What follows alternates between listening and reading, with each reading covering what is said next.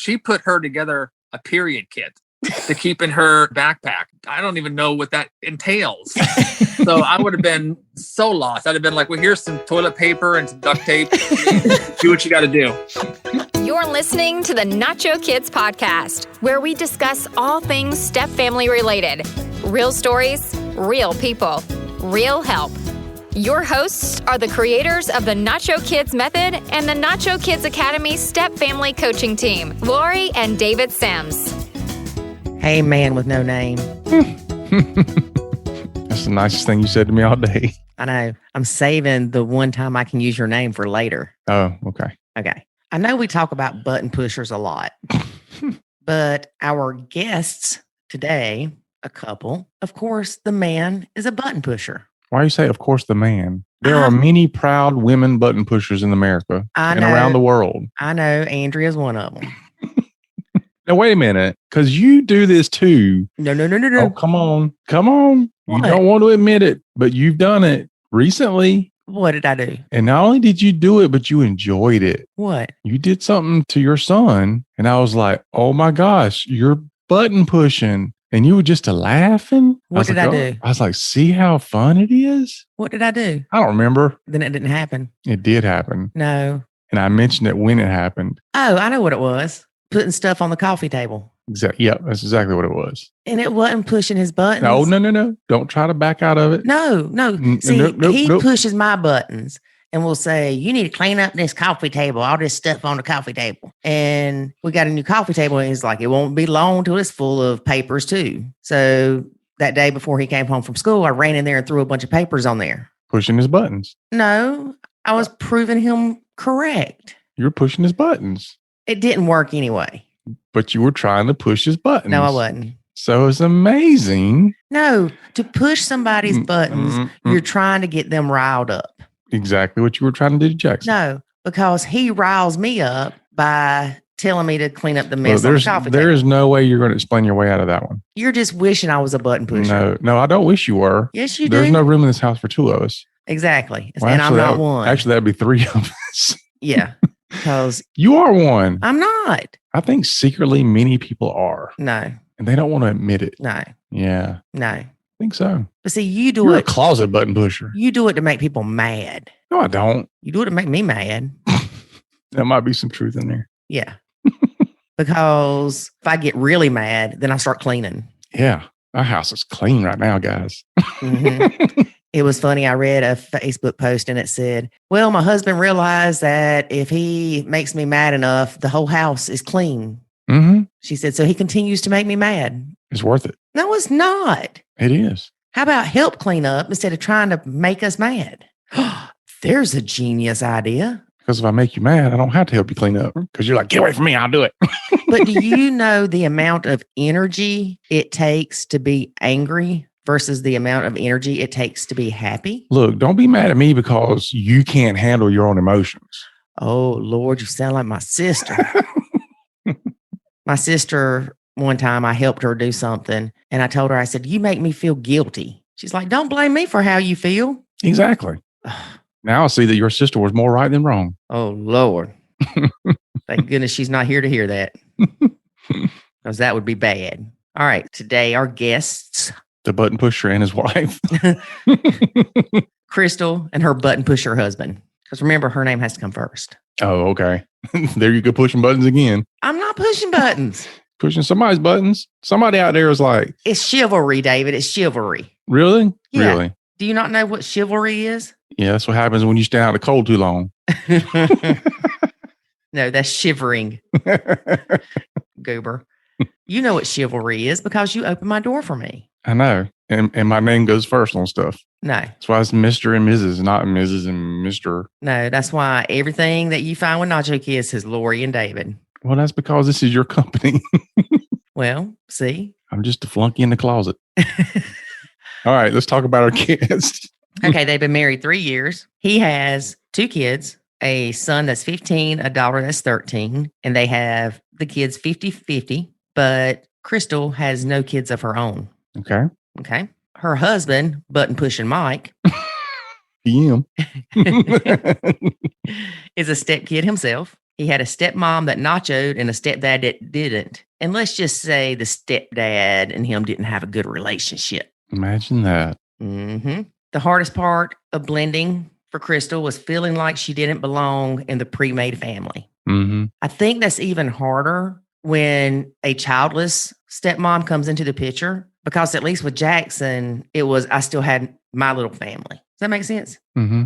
Your little family. Yeah. Well, it wasn't just me. Right. I brought him along to torture him to try to blend. Yeah, but just think of it as like, those foods where it's like, just add milk, and it's nasty if you don't, or just add water. Okay. It's the same thing. It's like, it would be nasty without you here, Lori. Well, I'm thinking that Jackson and I are like salt and pepper. More like cayenne pepper and oregano. What? And basil. That's what you are. Oregano and basil, because it's like just a little bit is good. Too much is, whoo, good Lord. Oh my gosh. Talking about my sweet baby again. Crystal was very smart as she came into the situation nachoing. Well, good. If you can come in nachoing, it's golden, folks. It's golden. Mm-hmm. If you come in acting like super stepmom and then have to go to nachoing, it's hard. Yeah. What's even harder is when you like get to the point where everything is about to completely blow up and then you start. It can be done, but wow, it's tough. Especially for someone like me that has trouble keeping their opinions to themselves. Yeah. Or is it themselves? You just can't keep it anywhere. It's just like a sneeze. Hey. There's all everybody. I have made a miraculous recovery. You have. Finally There's joined lots of things that I don't say to you that pre-nacho I would have. Same to you, buddy. Look at him. Trust me, my tongue hurts too. I bite it quite frequently. Well, we need to talk about that, David. About biting my tongue? No, about you seem to be lacking on your nacho skills with my son lately. Because you ain't stepping up as a parent. It don't matter. Do you not understand what nachoing means? I'm not. That means you do not say anything negative to or about my sweet baby. I don't say anything negative to or about. I just remind you of the consequences of your choices. Look here. We're going to make you go back through the academy. What's funny is that you let him do things that you would completely flip out about if I let my kids do it. Well, I'm talking flip out. Well, that guilty parent syndrome runs strong in me. I know, but I'm telling you, it's all I can do not to remind you. You do remind me. That's why you're not nachoing. No, it's all I can do not to remind you that when my kid was this age, if they were doing this, you would absolutely be all over me. Like, how dare you let them do that? I know. You are such a bad parent. Yeah, apparently. And then, your kid comes up, same age, same circumstances, and it's like, it's okay, darling. You do whatever you want to. It's okay. Yeah. At least you recognize it. And it's funny because we've talked about this before. It's almost like we have higher expectations for our stepkids than we do our bio kids. I think part of it too is you've not been there. Like you were making decisions. I wouldn't say decisions. You were drawing your conclusion, I guess. You were doing that based on what you knew at the time. You've not parented teenagers, but you were making decisions about whether it was right or wrong for a teenager to do certain things. Now, when your kid becomes a teenager, now you are tasked with that parenting decisions and choices. And it's very different now. It's almost like the first kid, you're more strict on the first kid kind of thing because you've not been there before. No, my parents were opposite. Well, yeah, but look who the first kid was. Not me. Or like when you have the first baby, you do all this crazy stuff with the first baby. Then the second one, you're like, throw them outside and getting dirty. Mm-hmm. So I think it's kind of some of that, and the other thing too, is you look at kids kind of through the lens of yourself. Like when I was 15, I know what I was doing. And so you're not going to do that kind of stuff. Mm-hmm. So for me, I was a perfect kid. So it was easy. It was easy to let my kids do more. With you, very opposite. You were off the chain at 15 years old. I was not off the chain. I was just dangling by it. You were Okay. So anyway, apple doesn't fall far from the tree. Look, just because you didn't get busted doing the stuff you were doing does not mean you were the perfect child. It just means I was better than you at doing the butt stuff or whatever. But anyway. Well, I told on myself because, that's how I am. Trust me, I didn't do near as much as you did. You don't know? I haven't told you much. You ain't got to tell me much. Look in your eyes until. Stop talking to my daddy. All right, carry on. All right, well, let's just get to listening. Okay, good. Before I start shooting you with the Nerfy. Oh, don't get all upset, darling. I'm not upset. Well, you started this whole thing about me not nachoing your son. Well, you're not doing a very good job of it here lately. What do you mean? I'll point it out next time.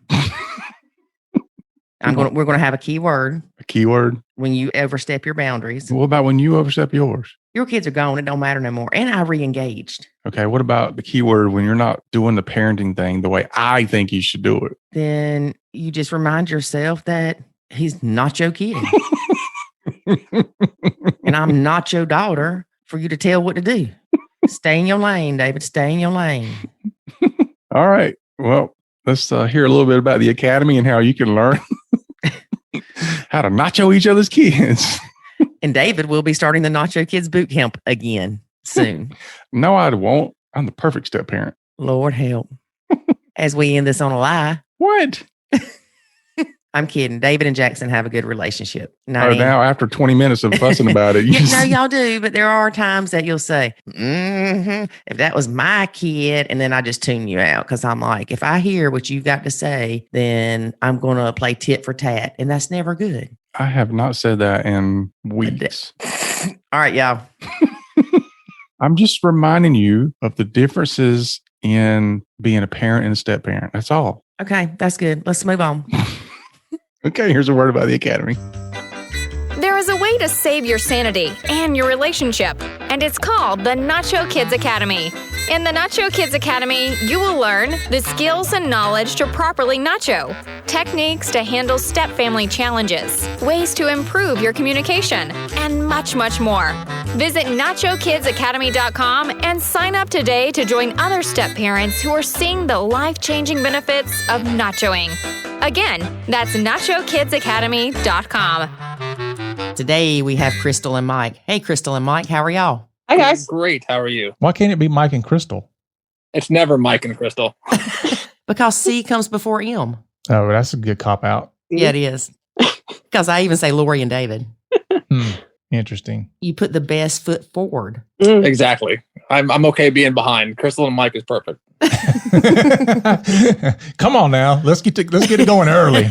That's less blame I have to take. If she's first, then then it's her fault first. Yeah. Well, it's easier to push somebody when you're behind them. Exactly. Yeah, we haven't talked to Crystal and Mike for more than 2 minutes, and we realized that Mike is a button pusher. Allegedly, that's alleged button pusher. Oh, yeah. So you don't claim it like David. You're not proud of it like David. I just go about life, and whatever happens. He's a button pusher by consequence. Yeah, it's never on purpose. But, sometimes stuff happens. Oh, yeah. See, David's is 120% intentional. Take 100% responsibility for my button pushing. Yeah. Lori, did you find that at first it gradually showed up, like you kind of hit it at first and then bam, button pushing, Yes. It was just hardcore after a while. Oh yeah. I hit mine so much at the beginning. It's like, where did this come from? Yeah. They have to hide it at first. Oh yeah. I had to pretend to like beer, and that was a whole crazy thing. Yeah. Yeah. It's hard suppressing that. It's very difficult. Like, I can't tell you. It was easier to hide my kids. Yeah. I waited till the first I love you, and then I'm like, okay, now I can start with now I'm in. Now I can start with the button pushing. Yeah. Yeah. And you have to turn it up really slow. Oh yeah. And then one day you just end up like us. Exactly. Wide open. Yep. Full throttle. Yeah. But it's an epidemic that people actually love. So no, they don't. We stuck around though. So yeah, there's that. No, it is. Well, they sucked us in. They lied to us. You see, we were betrayed. So Mike, here's the question I always ask: is why do you do it? Because I know why I do it. Mainly boredom.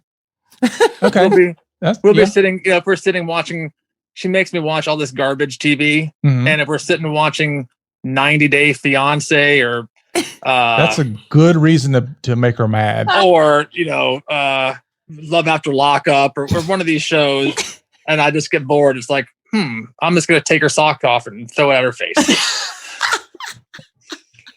So little things like that, just to entertain myself. Yeah, that's good. I like that. No, I'm going to have to stop wearing socks. I'll throw my sock at you. Oh, no, that's even worse. That's wrong. We'll be in the bedroom doing laundry. He'll be folding stuff. Randomly, he'll just look over, pick up my stuff, and put it on the floor. So I have to randomly pick it up and put it back. Thanks.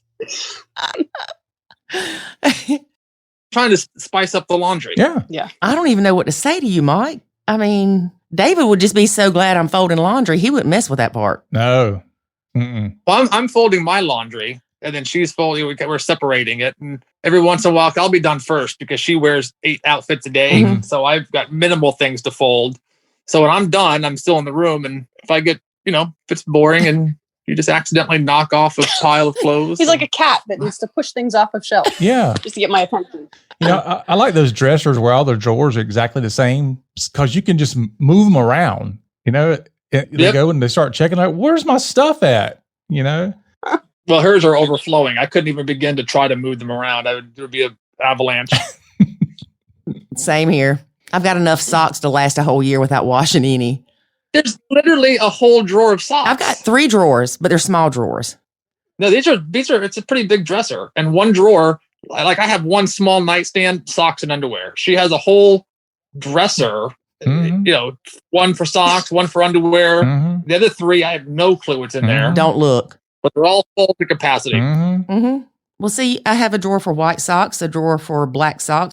Organization. Yeah, stop there. Now, see, I have a drawer for parts of socks. Lonely socks. Yeah. All right. Okay. So are they a blended family? Yeah, I think they are.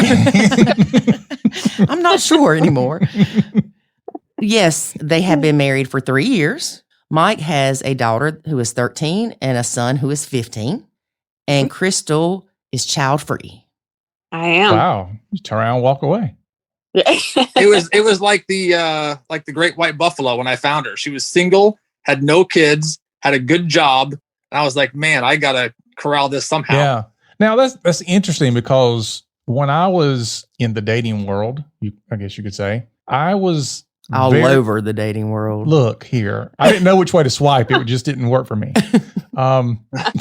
So when I was in the dating world, I was a little hesitant to even consider somebody who didn't have kids because I thought that might play against me. Like, they don't understand the parenting thing because they don't have their own kids. I was at first. Okay. And then after going out on a few dates with people who had their own kids, and they would inadvertently tell me stories about how they would raise a child, or one woman told me, her daughter might have been 7 or 8, and she wouldn't eat her peas, so she just forced her to sit there for 2 hours until she ate her cold peas and wouldn't let her go to the bathroom and all that. I'm just like, I don't know if I want you around my kids. Oh, wow. So I'm very particular about my children because I love them and I want them to be happy. So I was very cautious of who, I was single for 3, 4, 5 years, maybe after my divorce. And I think Crystal was only the second person to ever even meet them. Oh. So I was really, really picky about that. And then, she just has been perfect. Oh, how sweet, Crystal. I guess Crystal comes in with no prior experience in parenting. So you can just say, look, this is the way it works. The kids get away with everything. And, Right. I molded her into the perfect stepmom. I know. Let's dig into that. I want to hear that. I think she did it herself, but it was me. It was you. With the clay. And actually, guys, you are talking to 2 introverts. So I would say my introverted self, I watched very carefully. I was open to dating somebody with kids, but for me, it had to be a situation where, and I just knew this ahead of time. We say we kind of naturally nachoed for different reasons, but I wanted to be with somebody who is capable of disciplining. Who is the disciplinarian? I don't want to come in and be the bad guy for somebody else's children because, your odds are kind of stacked against you. I want the kids to like me. Mm-hmm. So I just quietly watched, how does this person interact with his kids? Is he a disciplinarian? I don't want to be that person. So after observing and, kind of thinking about a couple of situations, slowly I trusted him and it worked out. And I didn't want her to be. To me, I growing up, I had a stepmom and a stepdad. My stepmom was very nice. She, anything that happened, it was like, well, wait till your dad gets home. And we never had any issues. My stepdad, different story. He was very strict, very kind of rigid with things. I never really got along with him. So I wanted my kids to really like her. So if there was any issues or she had an issue, she'd kind of pull me aside and then we would discuss it. And then I'd go to the kids like it was my idea. Hey, maybe we shouldn't eat macaroni and cheese in the bathtub. Things like that. So, and that literally happened, by the way. Oh my gosh. This was one thing that, like I said, I was kind of observing different situations, and I thought overall, this guy, kind of has good control over the situation. But I know when we first dated, there was a time where I came over and I noticed a stepdaughter, she's not with us. I'm like, oh, isn't she eating dinner? He's like, yeah. And then she's in the bathtub eating mac and cheese. I'm like, what is going on here? And to me, that's kind of like, I'm like, is that a red flag? Does that mean, she's kind of rules the roost? But I just, you have to realize, I think the way I thought about it is if you're alone, and especially after a divorce, you're raising your kids by yourself, is this just a minor fluke thing? And overall, there's control going on in the house, or is this how every situation is? I found that most situations are calm, under control.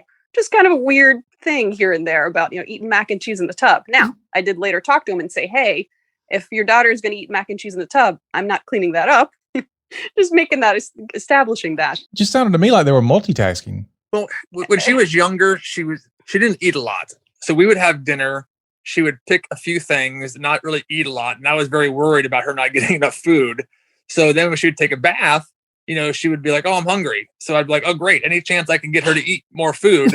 So, I'd get one of those little Mac things you put in the microwave and you just warm up real quick, single serve thing. And she would just snack on it in the bathtub. Yeah. Luckily she grew out of this. Yeah. I was a little concerned about that, but yeah, it worked out. I was just happy she ate. Yeah. I don't know what I would have thought.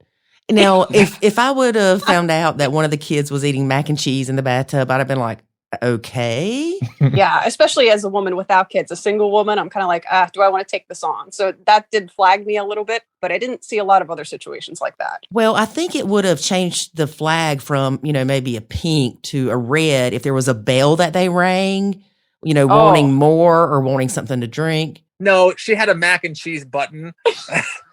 It was one of those Amazon buttons. When you ran out of mac and cheese, you could push the button and they would send us more mac and cheese. Oh my goodness. Yes. It wasn't a button to have me bring her mac and cheese like a butler. No, but Amazon did. Amazon brought her the mac and cheese. Yes. We had a coaching call last night, and there was a lot of contention around mac and cheese. There was, which is so interesting. Yeah, and now we're having another conversation about mac and cheese. So I'm really starting to wonder, what's the deal with mac and cheese and stepkids, and why are people so bent out of shape about mac stuff and like cheese is the food of kids, I guess. And it's easy and quick. And yeah, I mean, I know when we first got together, I think I was sticking my nose in a little too much about, what they're eating and is it nutritious? Because I'm a healthy eater, I exercise all the time, Mike kind of does too. And they're just kind of eating, what they enjoy, what kids like. Mm-hmm. And I realized after the fact, I'm like, you know what, if he's okay with it, why am I worried about it? We just once in a while, we throw them a vegetable. They seem to be fine with it. Throw a piece of broccoli in that bathtub, girl. See what happens. Yeah, exactly. They're picky eaters because I'm a picky eater. Yeah, it took me a while to get that. Because, there would be an issue to where, she would make these really great dinners and the kid would kind of just be like, they'd be polite about it, but then you'd see them like throwing away like half of their food. They would never say it wasn't good. But growing up, I was always, my dad was always just like meat and potatoes, no condiments, nothing fancy, just straight, easy stuff. And so like, that's just how I grew up. I never had like mustard and things like this. And to me, they were gross, like onions. Ugh. So my kids kind of grew up that way too, because that's just how I ate. So that's how they ate. So if we went to McDonald's and I wanted a plain cheeseburger, I got everybody a plain cheeseburger because I didn't want my order to be messed up. Yeah, that's smart. Yeah. Every time Lori and I go somewhere, she has to change the order every time. Focus, David, focus. And it doesn't matter where we go, whatever's on it, she's got to change it. And every time, unless we go to Chick-fil-A, every time it's wrong. Chick-fil-A seems to be the only ones that get it right. It's interesting how we grow up and we develop different philosophies based on what we see. My family growing up, it was the opposite. So we would go through a drive-through and however a number 2 comes, whether it has ketchup, mustard, that's what you need to eat. Because my parents didn't want to have to, take off a pickle and, this and that. They didn't want to do any of that. So they're like, okay, you get a number 2, you eat it exactly how it comes. So I was raised the exact opposite as Mike. That reminds me, a friend of mine, my mom had taken us to McDonald's. God, we were maybe like 7. And I remember we're in the station wagon, with the wood paneling on the side. And my friend said, I want a cheeseburger without onions. And my mom's head spun around like The Exorcist. She's like, you'll get it however they make it. Yep. That's what I heard growing up. Maybe that's why I'm like that now. I'm like, I'm going to change anything I can. Well, I'll tell you, when we drive up to a drive-thru, even though I'm driving, I won't even place the order. Smart. He won't. No, I let her place the order because if not, she's telling me these half a dozen ways to change the sandwich. And I'm like, oh my gosh. That's me. Yeah. It's like I have to have it, just usually plain. Like a year and a half ago, long story short, I became a vegan. So now I just kind of eat plant-based stuff. But before that, everything was just very plain, very simple. It was like cheeseburger, meat, cheese only. That's it. And, that drive her crazy. The only time I've really ever seen her mad at me, there had just been a hurricane that came through and we didn't have power at the house for like 5 days. So the 2 days in the middle of the week that we had the kids, we got a hotel room and a lot of the restaurants were still closed. So, she's like, okay, I'm going to get Wendy's. And, she knew that I liked everything plain, but when she got back with Wendy's, it had all the stuff, mustard, onion stuff. And I'm like, we can't eat this. And she gave me this death look. Like I waited in line for like an hour at this fast food place. After work, we're in a hotel. We can't get in our house. You will eat this or you will die. My kids ate it. My kids, no, it's fine. They saw her look at me. They're like, no, we'll eat it. We'll eat it. And I just had the French fries. I'm like, I'm not eating it. That was the only time I was so upset. Like I had to take a deep breath. I'm like, I'll be right back. I just she left the room for a minute, I'd sit by myself, just calm down because for whatever, I think it just all the combination of those things, that was hot. So, well, Crystal, you are very impressive because you obviously realized you were going a little too deep with things in the beginning and you backed up and you were able to walk out of that hotel room without shoving that cheeseburger in his face. Yeah. Not even close. She was very calm. She was like, I just need a minute. And I was like, oh, I didn't even realize she was mad until afterwards. Yeah. She did that a few times in our relationship where I didn't even know it was happening till later on. And she was like, oh yeah, when I did this, and this to, because I felt this way. And I'm like, oh, I didn't even realize that was an issue. And I'd have to kind of talk her down and be like, no, that's completely not the case. Wow. You are an inspiration to us all, Crystal. Thanks. So we know Mike won the lottery when he got you. I did. After our first date, I had a trip to Guatemala planned to go fishing with my boss.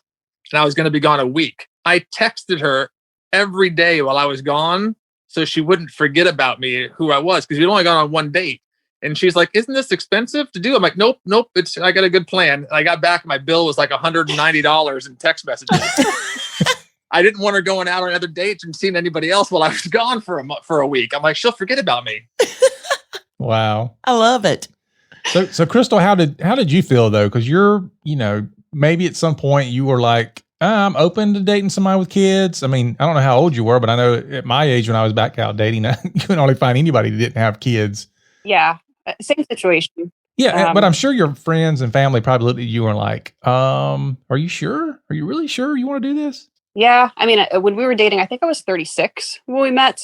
So by that point, most people have kids. So I was open to it either way. Actually, this sounds kind of judgy, but I was kind of concerned about dating someone who doesn't have any kids, only because I'm afraid that people like that, and I don't want anybody to judge me this way, hate children, because I don't hate children. Mm-hmm. I just, I would have been happy either way, I think, in my life. I just didn't want to have kids unless I really felt like I could trust the person I was with and they were the right person. Had Mike and I met earlier, I think we would have had kids together, but I wasn't with the right person. Like 9 kids. We'd have had tons of kids. Oh my gosh.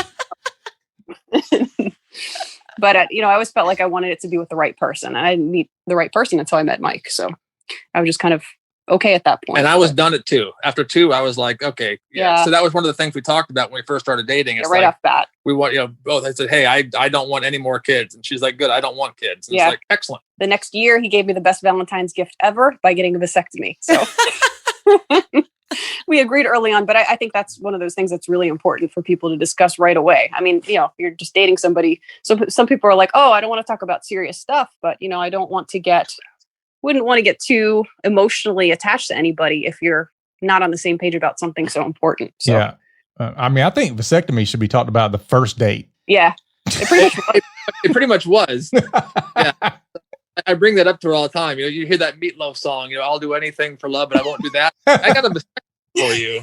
I'm like, I was, yeah. That was no matter what gift he traumatic. buys after that, nothing can top the vasectomy. Oh, Lord have mercy. Okay. So how often do you have your kids, Mike? I have them half the time. Crystal thought it was a weird schedule when we first were talking about it. I have them every Tuesday and Wednesday night, and I have them every other Friday, Saturday, and Sunday. So like this week, I'll have them Wednesday, Thursday, Friday, Saturday, and Sunday night. Next week, I'll just have them Wednesday and Thursday night, if that makes sense. Mm-hmm. Okay. So 7 days every 2 weeks. Right. We go like 5 on and 2 or something like that. Mm-hmm. So I'll have them Wednesday, Thursday, Friday, Saturday, Sunday. Yeah. 5 and 2, 5 and 2, 5 and 2. Right. Okay. Oh, we've seen more diverse schedules where the kids actually go every day to a different home. Wow. Yeah. For a short time, we had a schedule similar. It was like 2 on, 2 off, 3 on, 2 off, 2 on, 3 off. It's funny because it kind of matched a work schedule I had. Not at the time, but that's just kind of the only way I could think to split things up. Because for me, I was looking at it going, I don't want to go more than 2 or 3 days without seeing my kids. Exactly. And for me, it worked at the time, but it didn't take very long before I could see it wasn't really working for the kids. They didn't feel settled. It's like they get somewhere and then the very next day or 2 days later, they've got to leave. And so they don't get really settled in. And I could see that was affecting them. And so some other factors were going on too. But I had decided to go to a week on, week off schedule. Even though I didn't like it, the kids did better with it. Yeah, that's understandable. And what helps us is the bio mom. That's the right term, right? Yes. The bio mom, she lives a minute and a half away. Oh, wow. If there's ever any issues, they don't feel like they're going that far. Because if they forget something here, they can come over here in 2 seconds and get it. Or if they need something over there, they can run right back and get it. So having them close, like just in the next neighborhood, has made it very easy. And at no point have they ever seemed to have an issue with it. Well, Crystal, since you didn't come in stirring up trouble, I guess their mom has probably not been any trouble for you either, right?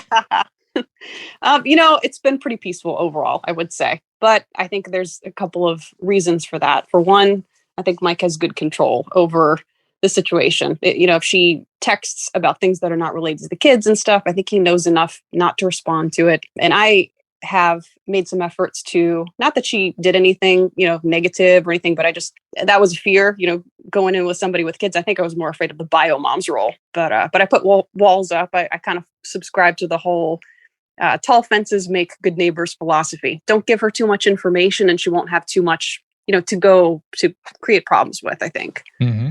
And I keep telling her, I said, she's not crafty enough to create problems. She doesn't. Even some days now, after 3 years of really no one small problem way back at the beginning, but really no big problems, she'll still even come up with things. And I'm like, no, that's not going to happen. I said, for one, she just doesn't have the capacity to think like that. It's like she's not a Bond villain. She's not going to try to steal our house. She might, try to get us to pay for an extra orthodontist appointment or something, but that would be like the worst thing that would happen. Mm-hmm. Well, that's good. Yeah, I think I was a little nervous about that initially, but it's been okay. Yeah, but y'all weren't besties. No, I think the most contact they've had is like they wave at each other sometimes, like from the car to the house. Mm-hmm. And then any interaction that we have, it's usually through text, if we have questions about the kids or there's an issue with the kids. But for the most part, they have their life, we have our life, and, we just try to keep it peaceful. And what helped the situation too was when we split up, she left me for someone she was working with. So she always had a lot of guilt about like breaking up the family. Mm-hmm. Weird situation. We dated for like 11 years and we're married for 1 year. And when we got married, I told her, I said, if we get married, we're going to be one of those couples who are together forever, get married, and then get divorced like a year later. And that's exactly what happened, because we were very different. We kind of stayed together because she got pregnant after we had dated for like 3 weeks. So we lived together like roommates and friends mainly, and kind of stayed together for the kids. Mm-hmm. And then when she started working, she met a guy at work, and I don't want to use the word hillbilly in a derogatory way, but she's more country. So like where she would want to go outside and sit by a fire pit, I'm like, well, I have a air conditioning and a TV. Why would I want to sit outside and stare at a fire? Get all smoky smelling. Yeah. So, we just had different philosophies on things. Mm-hmm. So she met someone who had more in common with her. So she had a lot of guilt about leaving, which kind of anything I wanted, I kind of got. Yeah. So it was very peaceful. Like our divorce cost us $500. Awesome. We went right back to the place we got the marriage license. And I just said, hey, we were here last year getting the marriage license. How do I go about returning this? Can I get a refund? Yeah. And they kind of looked at me like I was crazy. And they said, oh, well, just fill out these 2 pieces of paper and that's it. And I said, great. And then they said, oh, do you have kids? And we said, yeah. And then they brought out 6,000 more pieces of paper. So we just went to like a mediator, and she did all of our paperwork. And we had already agreed on child support and all that stuff. And she filled everything out. We went in front of the judge. The judge looked at her, never asked me, but looked at her and said, do you agree to all this? And she said, yep. And then we were divorced. Wow. You are really fortunate with that. Mm-hmm. Yeah. Oh, I know. Like I said, I've heard your podcast. Yeah. Every time we listen to your podcast, I tell her, I said, you see how not bad the ex is? I'm like, it could be way worse. Yeah. Yes. And I'll tell you, we have realized that a lot of times when the ex cheats, that's when she's more high conflict. Really? Yes. It's really interesting. And it's almost because maybe that guilt of her cheating, she, subconsciously wants the ex back and wants to create drama for them, or doesn't want to see them happy with anybody else. Yeah. Well, they're usually not happy with themselves, which oftentimes is why they cheated in the first place. And like I said, we had lived together mainly as roommates. And like we'd come home, have dinner. She would go to the bedroom and watch TV. I would stay in the living room and watch TV and play Xbox, and then we'd just go to sleep. Yeah. So, well, at least the first 3 weeks you weren't roommates. Right. The first 3 weeks, there was an issue. Which makes sense. That's why Crystal asked you within the first 3 weeks to get a vasectomy. Exactly. Right. Exactly. Because she knew she was on a strict timeline. But yeah, she like I said, she definitely felt guilty. It's like when we were splitting things up, I got the big TVs. When first time she came to my house, I had 2 60-inch televisions in the living room, and she's like, "What is this?" And I'm like, "This is amazing. What are you talking about?" It was if there's a encyclopedia version of Divorced Guy, that's what his house looked like. There were 2 TVs in the living room. There was a table with 3 legs, 2 chairs at the table, dishes that don't match, to the point where I went and, I bought some dishes one day, and then his daughter is like, "Oh, you got some matching dishes." And I said, "Yeah." She's like, "It's about time." That's hilarious. Yeah. She was little too. Yeah, the other day, David and I were cooking, and we were making French fries. And I was like, I don't know what happened to my potato thing that makes French fries. You put the potato in there and you push down on it and it squirts out French fries.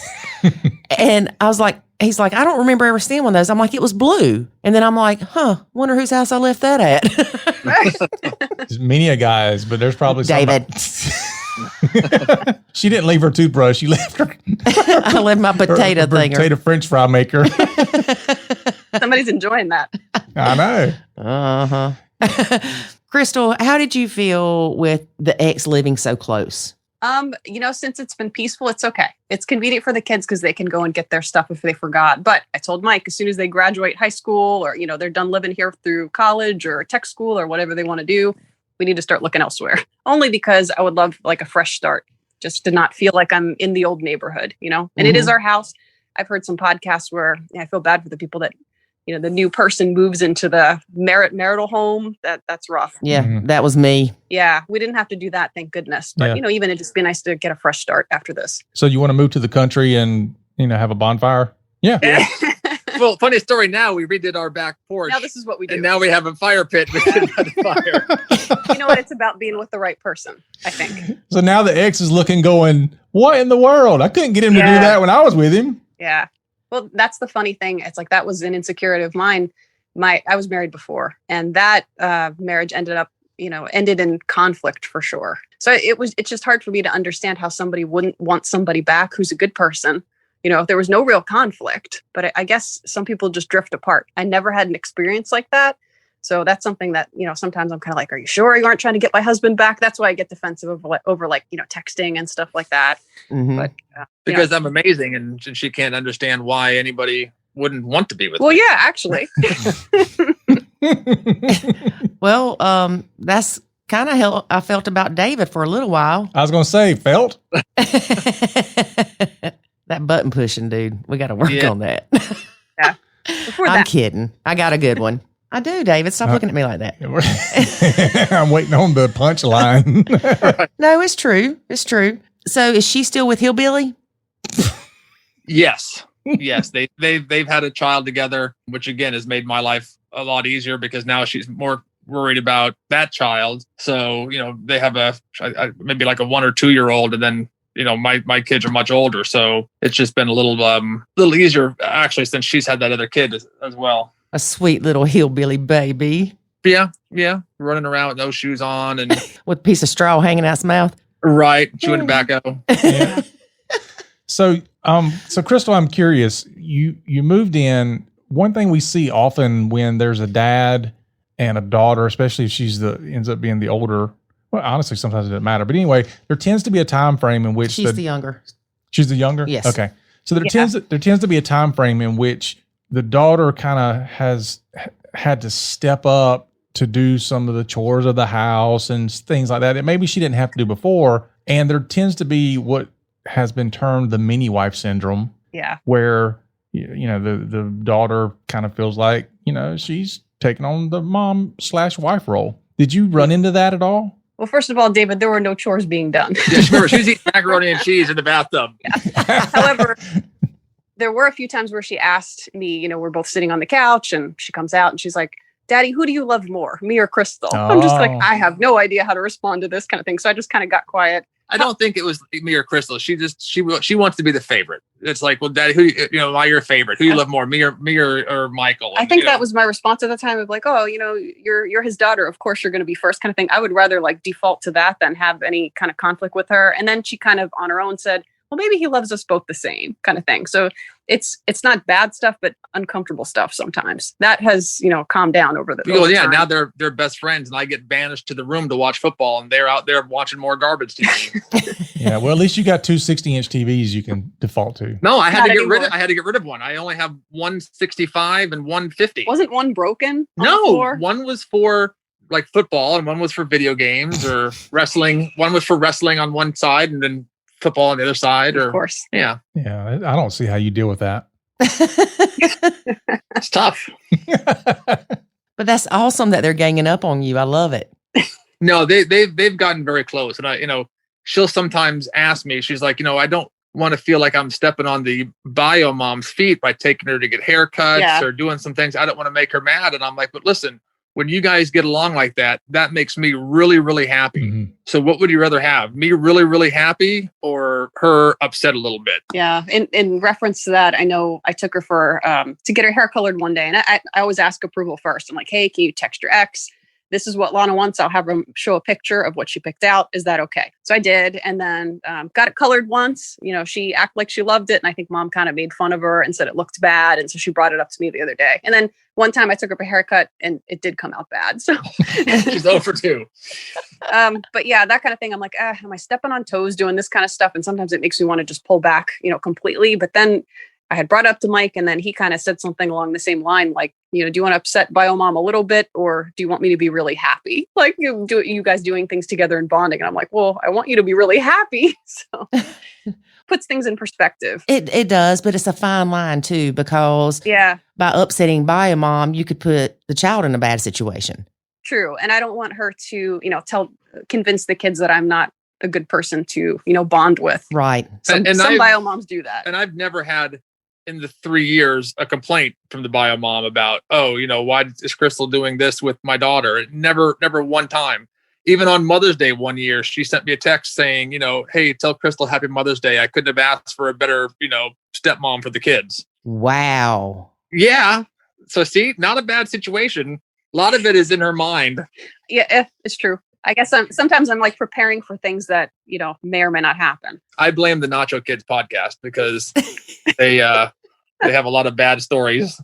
Yeah. No, it's the Facebook group. I read him some of the stuff off the Facebook group. He's like, oh my gosh. Yeah. Yeah. So you're not a Disney dad. Y'all have like a Disney family. Well, when I saw the mac and cheese in the tub, I thought a Disney dad moment for there. I had to make sure that there weren't more Disney dad moments. I don't even know what that means. Okay, can somebody explain Disney dad to Mike, please? Go ahead, David. That's the term of endearment that dads get when they get to be the fun time dad.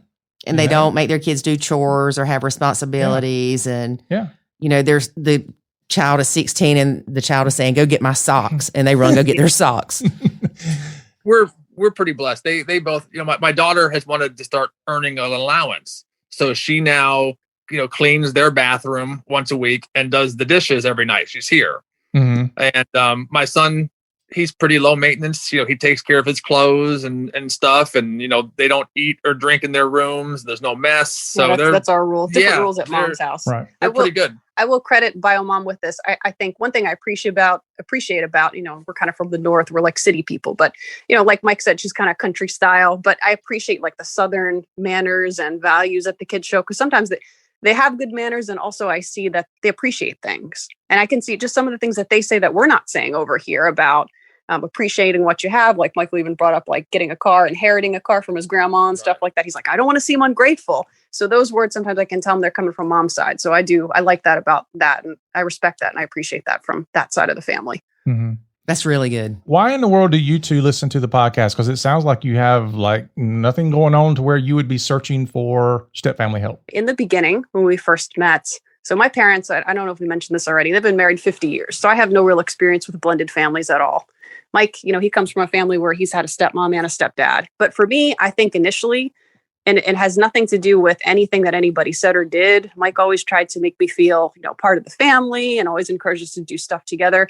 But on my own, and it could have been something in my head, I don't know. I just was feeling like, okay, I don't know if I belong in this scenario. There's a ready-made family here, and where do I fit in?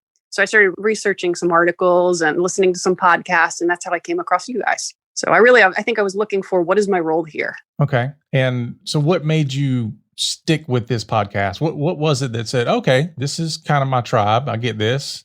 It made the most sense for our family. I think me kind of letting the parents parent, I always kind of thought that was the right idea. You guys reinforced it. And I hear other people on your podcast talk about different things that they've tried, and some work, some don't. So I like the philosophy. Also, I still listen to some other podcasts too with other philosophies. And I can hear when you guys communicate with each other after getting over the hurdles that you have experienced, I can tell that you're wise for one thing. And there's a lot of love between your family and a lot of respect between you two and your relationship with your kids. Mm-hmm. And that's how I want our family to be. Oh, that's awesome. Yeah. What she said. Yeah. What she said. Sometimes reading other people's stories, it helps you to be more appreciative of your situation. Yeah. So like Mike saying, well, read this story, Yeah. Thank God our bio mom is not like that, or, oh, thank God the stepkid's not like this kind of thing. Somebody's listening to this podcast going, listen to this. Thank God they're not eating mac and cheese in a tub. Exactly. Exactly. There's no perfect thing for. Yeah, I wouldn't put up with that. She should have left. Leave him. Yeah, you should have left a long time ago, girl. Right. And that's another thing about you guys too. You are a family that focuses on staying together, even amongst struggle. Mm-hmm. Whereas even on some other podcasts, there's a lot of, if this person does this thing, just give up and leave. And I don't think that's where you're coming from. Yeah. No, it's not. Even in our Facebook group, as much off the chain as it is sometimes, we do not condone people telling other people to leave unless there's abuse. Yeah. And abuse is not picking up your kid's stuff. Right. Some people are like, oh no, I'd leave him if he didn't make his kids do this. Okay, that's great. Then you'll end up in another blended relationship going through the same issues. Right. You know, when David and I did decide to go to Mr. Butler and start the whole Nacho thing, that was our thing of divorce is not an option. We are going to make it. We don't care if we kill each other in the process, but we are going to make this work because we knew, well, first of all, we loved each other. Some days we didn't, but that was okay. But we knew that the probability of us ending up in another blended relationship was very high. Yeah. There's not many crystals out there. No, I was going to be a gigolo. No, again, like I said, I won the lotto. I was very, very aware of what I had found, and I was not going to let her go anywhere. Well, I don't know if you guys have considered doing any kind of pre-marriage counseling for, people before they blend their family, because that's really what I was looking for at the time. I stumbled upon you guys and I definitely got some reinforcement, but yeah. For people in my situation, it's kind of like, where do I fit in here? Things are good, but I just kind of don't know where I fit in this puzzle. I think you could help people. Yeah, we've actually have thought about that. What we had seen early on was that people didn't tend to come to us or join the academy until things really got bad. Right. Because they thought they were probably like us. We went into this going, oh, yeah, they say it takes 7 years and they say it's going to be a 70% chance of failure. But we got this. I mean, no, it completely kicked our tail because we didn't realize, we didn't know what we didn't know. Yeah. And so it just completely blew up in our face. We've actually had a good many people join the academy that are new in their relationships. Yeah. Good. Prevent the problems. Don't wait till they get really bad. Yeah, we're starting to see that. Be proactive instead of reactive. Yeah, exactly. Yeah. Yeah, they're smarter than we were. I joke about that we should partner with Mr. Wonderful on Shark Tank because he does a lot with the wedding stuff. I'd be like part of your wedding package is, honestly, if you know somebody who's getting married into a blended family, then buying them a subscription to the academy is probably a doggone good gift. Yeah, I agree. I would refer single friends that are looking into potentially blending families to your podcast. Just listen to some stories, listen to some other people's experiences, and think about whether or not this would work for you and what positive role you could contribute. And if we would have ran across Nacho Kids when we were researching, because I spent so much time reading, it would have helped. But you didn't see that. It was treat them as your own, love them as your own. Yeah. Basically fix everything that's broken because you were a super stepmom. And there were a few things that talked about disengaging, but it didn't really tell you how to disengage. It didn't tell you need to change your perspective and you need to pause before you speak and you need to try to look from the stepkid's point of view and your husband's point of view. And it's not always about you kind of thing. It was just, sometimes people disengage. It was very small that I read about that, but I'm telling you, we were floored because we really felt like we prepared. And when we got married, it was like somebody had only given us an umbrella for the middle of a typhoon.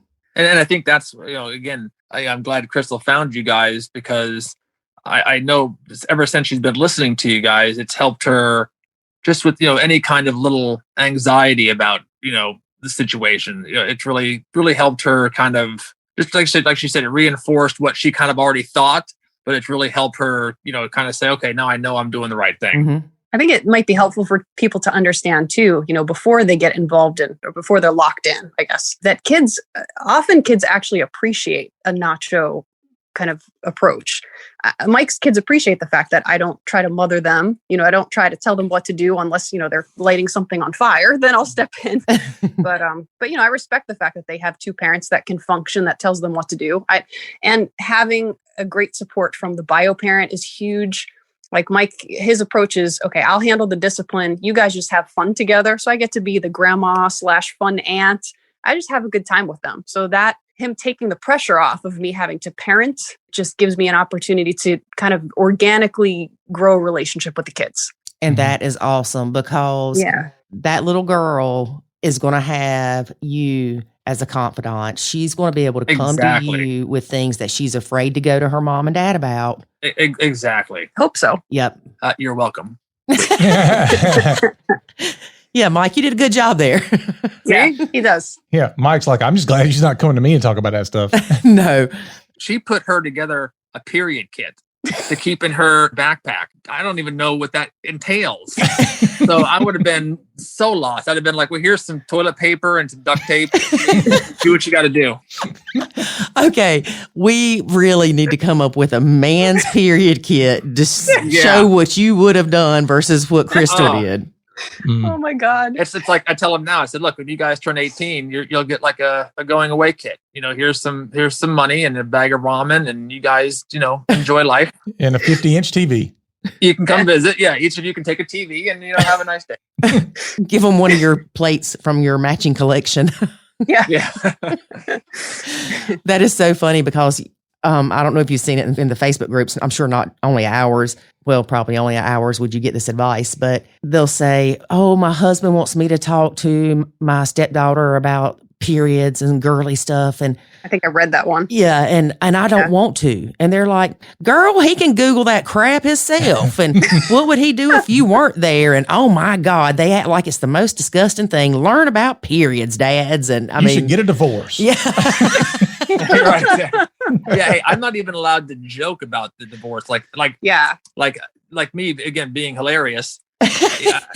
She would do something silly like, oh, I put too much red pepper flake in the stew, and I was like, oh, that's it, divorce. Yeah, no, I'm not even allowed to. My rule is no use D word. The D word. No D word. Don't even bring it up in conversation. Anytime somebody says the D word, I think of that country song, "Going Through the Big D Don't Mean Dallas."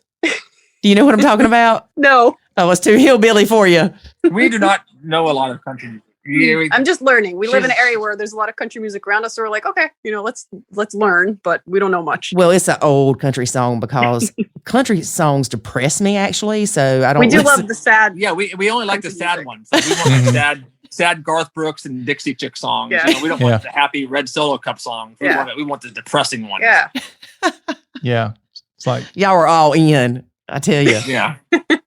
You can't listen to them without wanting to go out and buy beer and a big truck and a dog.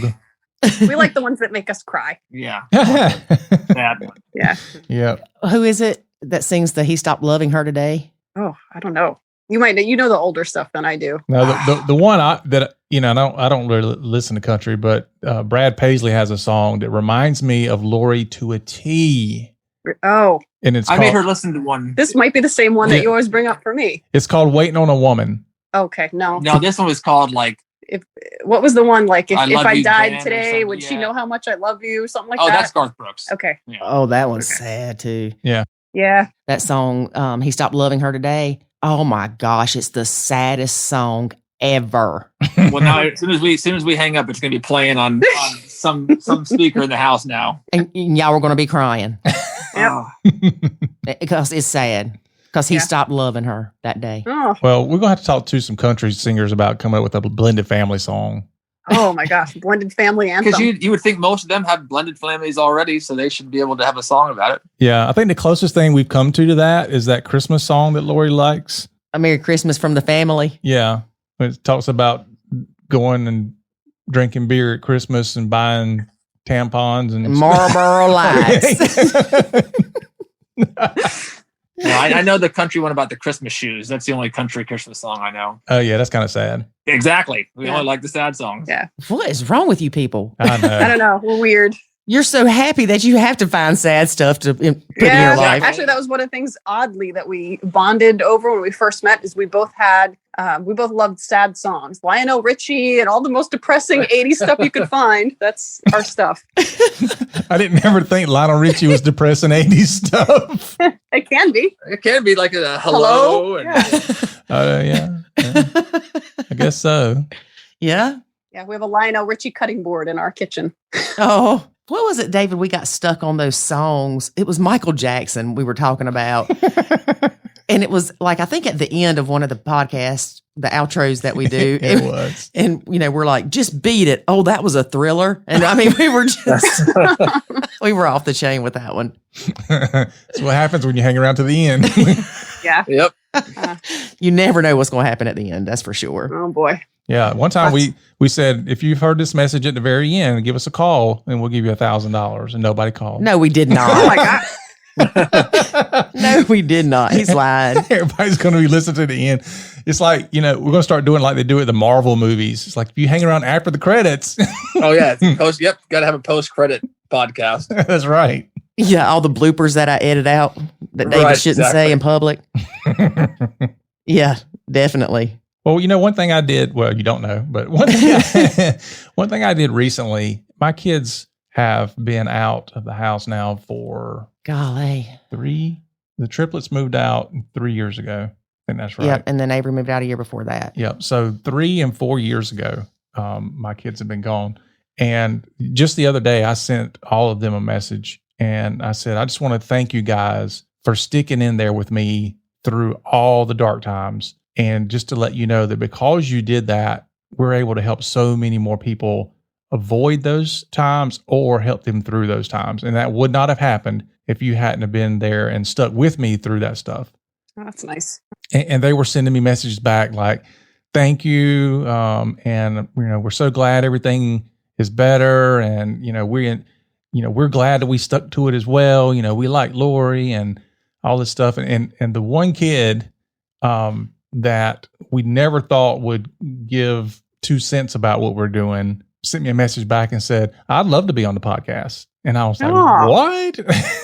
Yo. They surprise you sometimes. Yeah, I think so. I think you don't always know what they're thinking. Well, we've had 2 of the triplets on the podcast, and those were great. Yeah, I've listened to both of those episodes. And this one's the oldest, and he's the one that he's not very talkative. He's the one that never really said a whole lot. Mm-hmm. He didn't stand up to me like 2 of the triplets did that we have interviewed, because they would get in my face. And he just never did that. And so he and I didn't have the best relationship because he was so reclusive, I guess. And I mean, I love him to death, but he don't care to have much conversation. That's just how he is. Right. I don't know. He might be your processing introvert, thinking about everything, just not saying until he's ready. Yeah. Until he's has the insight and then he wants to go. Yeah. That could be interesting. She hasn't seen him, I don't think, since he moved out. Yeah, I have. He came home and went and did the skydiving thing, and that dude had a heart attack. And yeah, that's a whole different story. Yeah, where's that podcast? Yeah, I want the heart attack skydiving podcast. Yeah, so we did the skydiving thing, but that's been 2 or 3 years ago. But last year he's stationed in Japan. So last year I went to Japan, and he and I just ran the island up and down the island for 2 weeks. And it was just he and I 24/7, and we had such a great time together. And there was a side of him that I've never seen, like responsibility.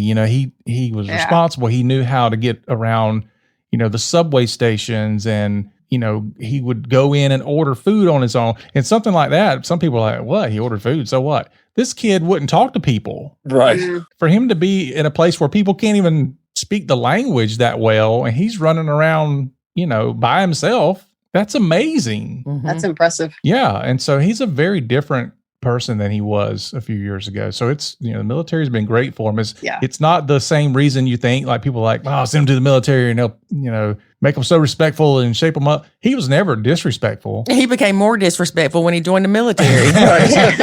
Yeah. But he's definitely come out of a shell a lot. And I see him sending messages back and forth sometimes to his brothers. And I can tell he's got like a little group of friends that they all like the same things. And he's got this very eclectic type personality. Like he wants to play like the board games of the video games, if that makes sense. Kind of like the Dungeons and Dragons kind of games. Yeah. He wants to play those types of games, and it's very difficult to find people who play that kind of stuff. Right. But he's somehow found these people who have like interest, and he got last year he got married. Mm-hmm. Cool. Yeah, and so he's gotten married, and that's going well for him, but I don't know a lot about that because again, he's still very private. I'm looking forward to it. I'm looking forward to interviewing him on the podcast and seeing. So if you never hear it, it didn't go well. Yeah, I'm excited about it, and Lori is extremely nervous about it because the thing about Avery was when he opened his mouth, everybody literally stopped to hear what he had to say because he didn't talk very often. Right, exactly. And it was either because he was mad or he was extremely funny. Mhm. Some of the things that come out of his mouth was just, it was so clever what he would say. It just made you roll. Yeah. Sometimes the quiet ones are thinking all the time. And when they do talk, it's something very insightful. Yes. Mm-hmm. David was in Japan, like he was saying, and I was talking about, when Avery gets married and they have kids, and I was like, please don't let that baby call me granny. And so David told Avery that, and Avery said she's going to be old lady with a ham sandwich.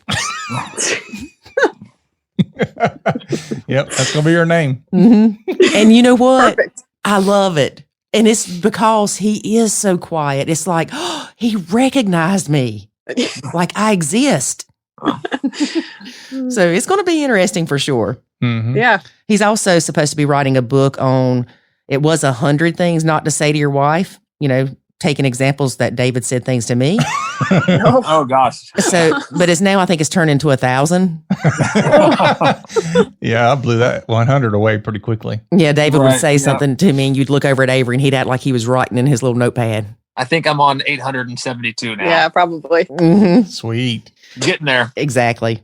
So, Crystal, what would you say is the best advice you would give one of your friends if they were getting ready to marry someone that had kids? Quietly observe. Really, you're not going to change the situation that much when you enter it. It's already ready-made family. So I would just watch the situation, make sure that the person that you're dating is capable of disciplining their kids and they're not going to throw you under the bus and make you the bad guy, because that's probably not going to work very well. Yeah, because you see it all the time where these men, they are throwing this woman under the bus and rolling back over and over and over. And it shouldn't be free babysitting either. Like I like to help Mike with the kids. I really like the kids, and he does the heavy load for me. Like he'll disciplining is the biggest thing. He handles that. And if I wasn't here at all, he could handle everything in the house, laundry, food, and everything. But I'm happy to help because he's got it under control. So I would just recommend, make sure whatever situation you're entering is one that you want to deal with, because it's probably not going to change much. There you go. Yeah. I know when Lori and I were dating, I think we both had the feeling that we didn't want to be with somebody who needed us to be there. Yeah, exactly. Mm-hmm. Yeah. Me too. It's important, I think, because it's hard enough being an adult. You don't need it weighing on you, another adult that needs you, if that makes sense. Yeah. I need her for other things, disciplining the kids and, picking up after them and stuff like that. I can handle that. Yeah. I need her to cook my dinner. I'll take care of the kids. You got to make my dinner. Why you make the mac and cheese for the babies in the bathtub? Yeah. Well, I make them some kind of horrible frozen meal. High sodium frozen meals. Well, what I would suggest is on your next anniversary, you run a bath for her and feed her mac and cheese in the bathtub. Mac and cheese in the tub. I'm way too much of a clean freak. Yeah, she would never even take a bath. She's shower only. And then, maybe a glass of wine. Yeah, I could do that. In a hot tub might be okay. Yeah. Yeah, there's been many mornings I've drank coffee in the shower. Oh, wow. Oh, yes. Super multitasking. Yeah, again, don't give her any ideas. I'll be cleaning coffee grounds out of the shower drain. Yeah, that's weird. No, you can do it. No, that's okay. I do good not drowning in the shower. Yeah. Now, of course, we don't have the shower head that comes like straight down with 8 jets around you either. So right. It's not hard to do. Crystal, I'm there with you on the bath thing. Mm-mm. Yeah. No. Yeah. Let's lay in our filth. Okay. Exactly. And my daughter loves baths, and she loves to take those little bath bomb things and get them all fizzy. Mm-hmm. And Nacho. Crystal looked at me like, don't get her those things. Don't. And finally, she's just like, okay, just whatever she wants to do. At first I tried to control it. Then I'm like, you know what? Is this really worth fighting over? Nah, not worth it. Just do your thing. If it gets messy, Dad can clean it up. There you go. Perfect. So when you start having those thoughts of, no, don't get her those things, or no, don't let her do this, or you shouldn't be letting them eat that, what do you do to stop yourself from overextending your opinion? This is going to be really cheesy, but I really love Mike and we get along great. So I just think to myself, is this something I want to pick my battles? Is this something I want to fight over? Who cares? It's not that big of a deal. There you go. And a lot of times, like I said, she'll pull me aside. Like she'll never say anything in front of the kids. It'll be like, we'll be in the bedroom and it's like, well, hey, this, and this was kind of bothering me. What do you think? And then we'll just have a rational discussion and go from there. But I know also, if I bring something up to him he's going to respect what I have to say and listen to it. Doesn't mean I'm going to get my way 100% of the time. I don't expect to, but I just want to be respected and listened to. And he does. So, and that's because you don't bring up every nitpicking thing. Yeah. Except when I don't tighten the peanut butter lid or something like that. Yeah. Sounds like you have more issues with Mike than the stepkids. Yeah. Pretty much. The kids are easy. She stays for the kids. At this point, yeah. So, Mike, why don't you tighten the peanut butter lid? No lids. Apparently we make it's protein no shakes lids. in the morning. I He had doesn't no tighten the idea. lid. Milk, he doesn't close the lid. Like he'll put it on as if it's closed. And then I pick it up, and if you move it wrong, it'll spill all over the place. I'll be in bed sleeping, and she'll be out there making herself something, and I'll hear a crash and then a loud like, oh, and I'm like, oh, guess that lid wasn't on. Like, who has that habit? Where does that come from? As he giggles at you. Yeah. I think he's doing it on purpose. Yeah. He's in the bed going, At that point, I might hide. I'm like, oh, it's too early for her to have a spill. Yeah. Wow. I'm going to write that one down. I've never heard of that. It's a passive aggressive move. It is. I'm not going to close any lids in the house. The lids are on the items, but apparently I don't screw them fully. Didn't realize I was doing that. Yeah. How about that? Apparently. Apparently. Yeah. I know. I call it that. Apparently. Mm-hmm. I don't know how it happens. I have no proof it was me, but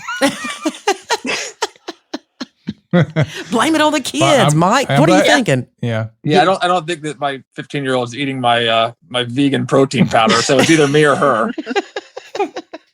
Wow. Well, those empty cereal boxes and those untwisted lids, they'll make your head spin. Yep. Mm-hmm. Or chips that are put away without being clipped or closed properly. Yeah, why not? I don't know. Do you like stale food? That's usually the kids. But, the tricky thing is, like, this is another thing I remind myself. It's hard when the kids are living in two houses because the rules at one place are one. And then we have different rules over here. So I think sometimes that's why things in the pantry are not closed. And so chips and things like that, because I always have clips on everything. And, we tell the kids, they forget. So. We're probably more of the strict house. Yeah, I think so. And again, not super strict, but, like they don't eat or drink in their rooms unless it's water, because we don't want to find a moldy grilled cheese sandwich under my son's bed. Where at the other house, they can do those things. Yeah, and then so I got some pushback on that for a little while. Right, from the kids. But then I get a text from the Maya mom. You need to have a talk with your son. I found, half-eaten pieces of cheese under his bed. I'm like, that's not, you talk to him. It's like, I said, hey, we don't let him eat in his room. That's up to you. Mm-hmm. Yeah, I could deal with messes. I just don't like disgusting things. I don't like moldy stuff. But, like you leave your clothes around. Okay, I was a teenager. I was messy too. So I can't really blame them too much for that. We don't want it to be like an episode of Hoarders in their room. Yeah, exactly. Just nothing gross. Well, I was going to ask you about that too, Crystal, because you not having children to going into a home where children leave everything everywhere. Yeah. Even if they're quote, quote, organized or clean, there's still shoes that they don't put in the exact right place, or a jacket. The shoes. Yeah. Yep. I had to live through the shoe war. Yeah, I know. I like the shoes taken off when they come in the house. So sometimes we have to remind them of that. I mean, the good thing is I think I've nachoed long enough from off bat where now I've established some trust with the kids. So if I ask them to do something, that it's okay. Yeah, I still don't say a lot, but if it's something that Dad has gone over a bunch of times and I just see that, oops, they forgot their shoes in front of the door, I'll ask him, hey, please take your shoes and put them in the laundry room. And it's almost more effective because they're like, oh God, they're shocked. Crystal's saying something. Well, if Crystal's saying something, it's probably bad. Yeah, I need to do this right now. So, but yeah. What you said is perfect though. You have built trust with them and a bond with them where they know you're not just being the evil stepmom. Yeah. And they respect you.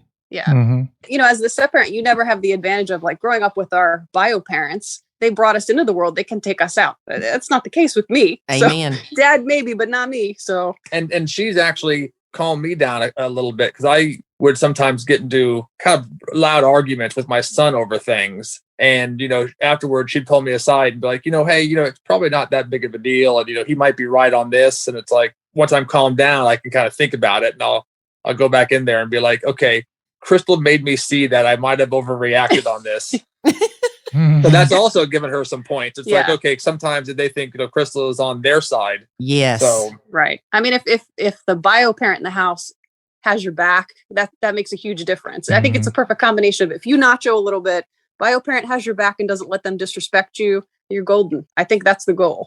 Mm-hmm. And what he just said is perfect too.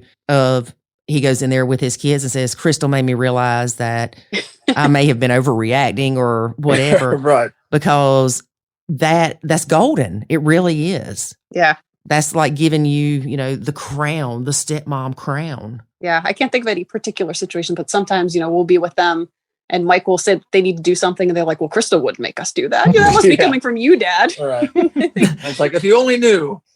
That's about like me sitting at the kitchen table with the kids and they're like, oh, we got school tomorrow. And I'm like, well, if I was your mom, I wouldn't make you go to school. Right. And then I would say, what do you mean? Their mom doesn't make them go to school now?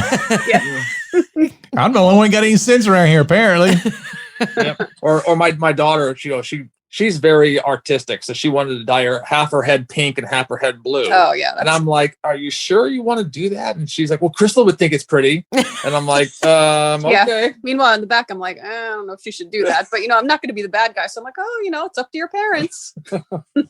That is so smart of you because you have prevented and eliminated so much stress on your blend and yourself. Yeah. Yeah. I was almost, when she mentioned being on the podcast, I'm like, I don't even know if we'd have anything to talk about because we're pretty boring. I know. Dude, macaroni and cheese in the bathtub is not boring. Well, I didn't realize that was going to come up. If I could put some kind of hazmat suit on and get in the bathtub and not worry about all the germs getting me, then I might could do that. Right? Why bathe in your own filth? I know. It makes no sense. I know. Yeah. Our shower, you don't have an option. It's just a stand-up shower only. Yeah. I wish the kids were, their bathroom was the same way, but it is what it is. We didn't get to choose. Yeah. Well, Crystal and Mike, it has been great having you on our podcast. Great talking to you guys. Yeah, it was very, very fun. Yep, absolutely. All right. Well, we'll let you go so you can, it's probably dinner time your way. Sure is our way. So, Crystal, it's time for you to fix him some food. Oh, okay. Tofu. No, David.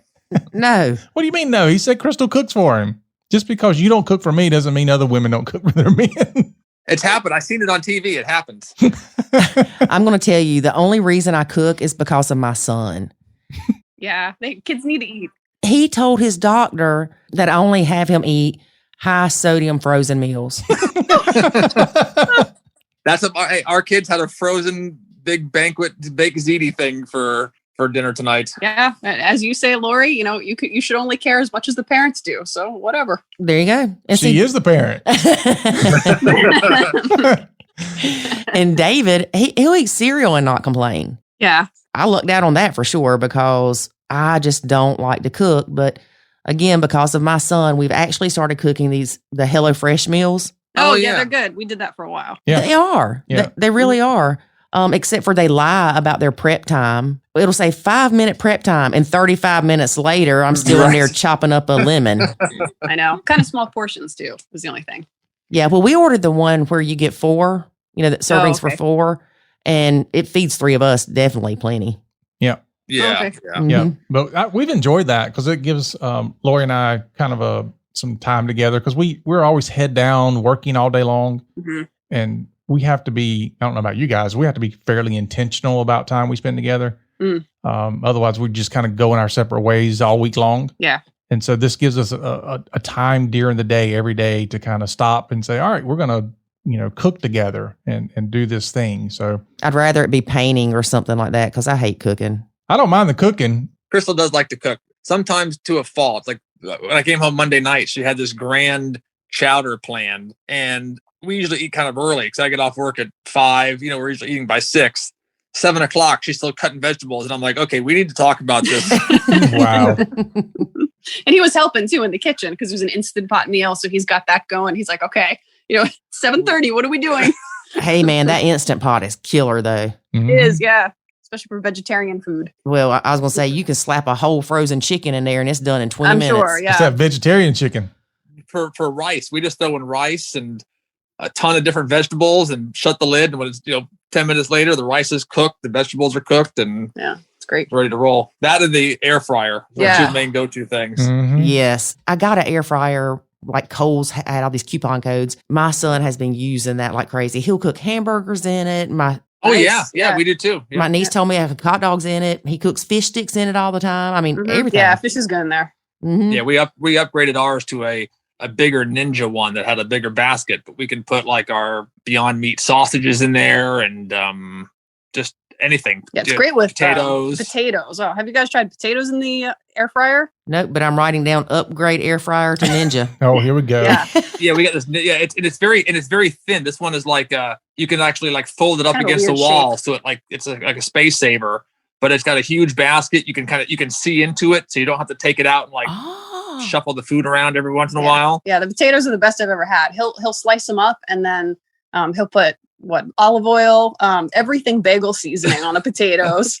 And do you put anything else on there? Little sriracha. Yeah, well, sriracha, it's great. Awesome. I'm writing all Thanks this for down. giving her a reason to be on Amazon. There you go. Thank you. Wait for the Kohl's cash. Yes. Wait Yeah. for the Kohl's cash. Yeah. I think that's actually how I got that one. I think I paid like $12 for it with my Kohl's cash or Yeah. something. Yep. Yeah. I use I get the Best Buy rewards money after buying all the TVs, so that's what I use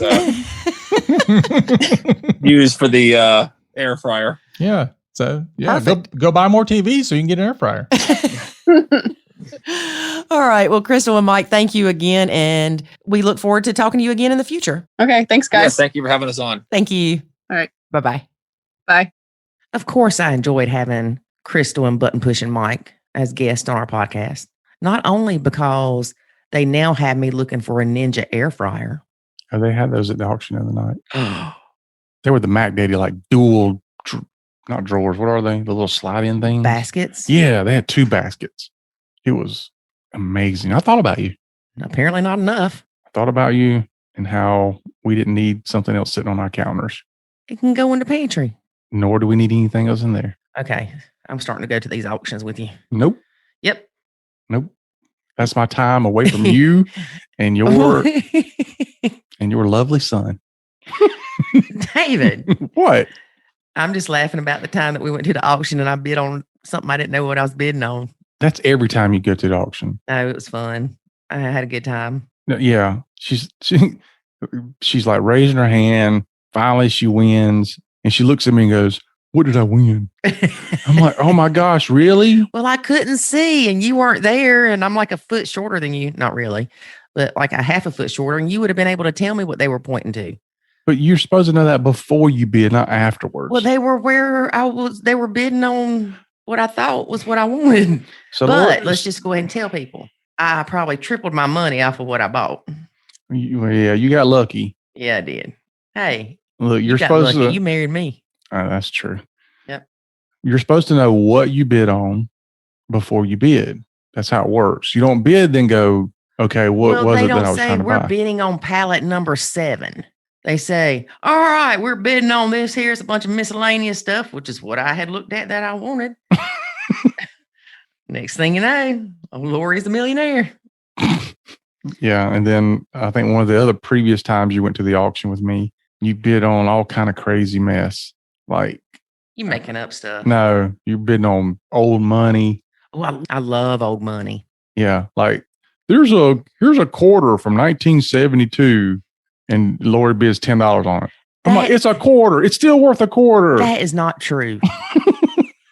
I have been buying old money since I was probably 5 years old That's when it was old money. because my friend Amy, her daddy, collected rare coins. Look, you're not buying rare coins. You're just buying old money. David, What? Stop. It's true. now when I end up with that coin that's worth a lot of money, you ain't getting a dime. Even Is if it it's gonna only be worth a quarter. is it gonna be an old dime?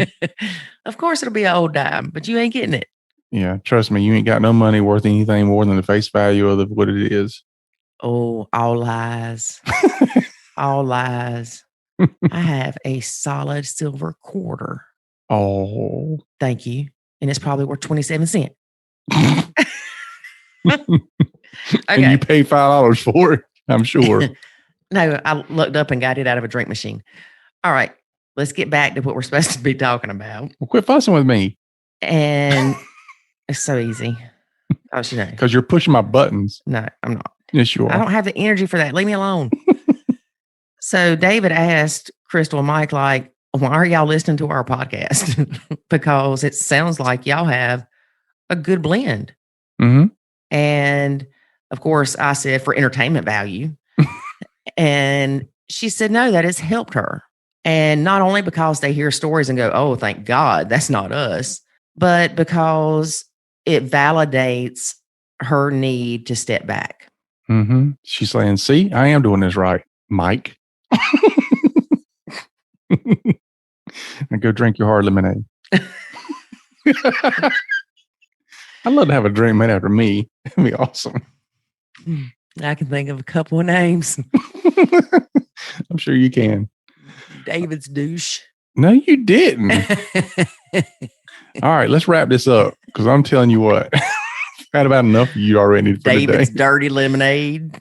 Well, you could get worse, so I'll take that. I'm going. You better wrap it up because I've got something in my head. Thanks for listening today, and we're going to cut it really short here because Lori's off the chain. We need a drink. We need a Nacho Kids drink. Everclear? Everclear. The Nacho Kids drink. Yeah. They don't make nothing strong enough for that. There you go. All right. Thanks for listening, folks. And join us next week as you learn about more stuff. And in between the learning of stuff, it'll be a whole bunch of nonsense.